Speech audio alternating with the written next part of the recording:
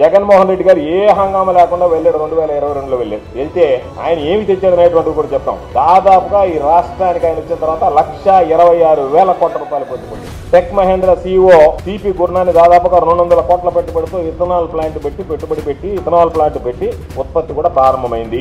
Adani group 60,000 కోట్లతో green energy plant ఏర్పాటు చేసి భూములు కూడా కేటాయించాం. ఆ పనులు సర్వేగంగా జరుగుతున్నాయి. 37,000 కోట్లతో గ్రీన్ కో ఒప్పందం చేసుకుని ఓరకల్లో భూములు కేటాయించాం. ఉత్పత్తి కూడా ప్రారంభం కావడం చక్కచక్క జరిగిపోయాయి. పాపం ఈ మధ్య డిప్యూటీ సీఎం గారు పవన్ కళ్యాణ్ గారు కూడా వెళ్ళి బ్రహ్మాండమైనటువంటి ప్రాజెక్టు అని చెప్పి ప్రశంసించి వచ్చాడు. ఈ ప్రాజెక్టు బ్రహ్మాండమైనటువంటి ప్రాజెక్టు గ్రీన్ కో అని చెప్పారు. అది జగన్మోహన్ రెడ్డి గారి హయాంలో వచ్చింది. అదేవిధంగా దాదాపుగా గ్రీన్ ఎనర్జీ ప్లాంట్ కి సంబంధించి 28,000 కోట్ల రూపాయలతో ఒప్పందం చేసుకుని దాదాపుగా ఆ పనులు కూడా ఈ రోజు కొనసాగుతా ఉన్నాయి. కాబట్టి వీటి వల్ల ఉద్యోగాలు వచ్చాయి, ఉపాధి అవకాశాలు కలిగాయి, లక్షల మందికి అవకాశాలు మెరుగుపడ్డాయి. కాబట్టి ఏదైనా ఒక పర్యటనకు వెళ్ళినప్పుడు ప్రజలకు సంబంధించి నువ్వు పెట్టుబడులు తీసుకురావడం, ఆ పెట్టుబడులకు సంబంధించి ప్రజలకు ఉపయోగపడేటువంటి విధంగా చేయాలనేటువంటి తాపత్రయం ఉండకుండా మీరు ఉన్నటువంటి సమయం మొత్తం జగన్మోహన్ రెడ్డి గారిని వైఎస్ఆర్ కాంగ్రెస్ పార్టీని దూషించడం, తోలనాటం, దానికోసం ఉపయోగించి ఈరోజు ఇంత నీతి మాలినటువంటి విధంగా ప్రవర్తించడం సరైనటువంటి పద్ధతి కాదు.